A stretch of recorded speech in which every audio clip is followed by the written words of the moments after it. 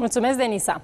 La 88 de ani, Charles Dutoit, unul dintre cei mai respectați dirijori ai lumii, urcă pe scena festivalului George Enescu alături de fosta sa soție, de legendara pianistă Marta Argerich.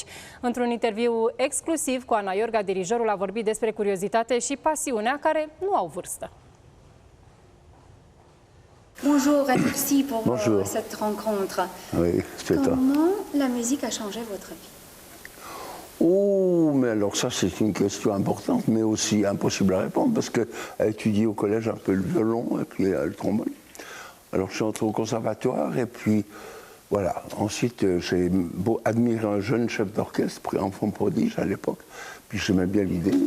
Puis j'ai fait des études très rapides et à 20 ans j'avais fini. Mon père voulait que je sois ingénieur. Aussi j'aimais les mathématiques. Ça vous a aidé quand vous avez fait de la musique après? Vous savez, toutes les connaissances que vous pouvez acquérir dans une vie sont importantes.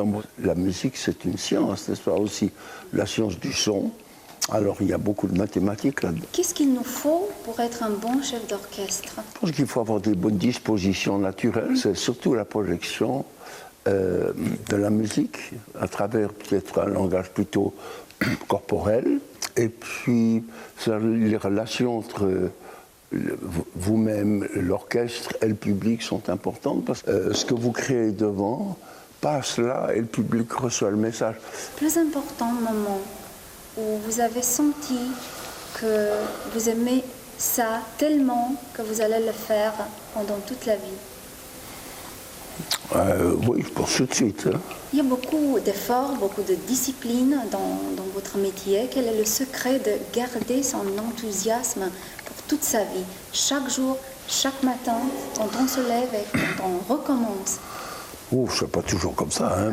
Quand on a la chance d'avoir encore une bonne constitution cérébrale, quand votre cerveau fonctionne bien et tout ça, et que vous avez comme des facilités au point de vue, disons, physique, n'est pas trop d'handicap ou choses comme ça. Qu'est-ce que vous faites comme exercice pour votre cerveau?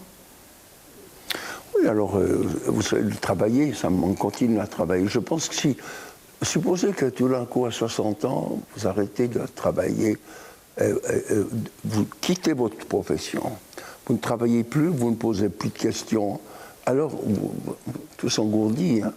Il ne faut pas se reposer alors? Non. Non, il ne faut surtout pas prendre sa retraite. Si vous prenez, je passe au point de vue, disons, psychologique, il faut continuer autant que possible parce que vous conservez vos dispositions. 3 conseils pour avoir une belle vie, une riche vie.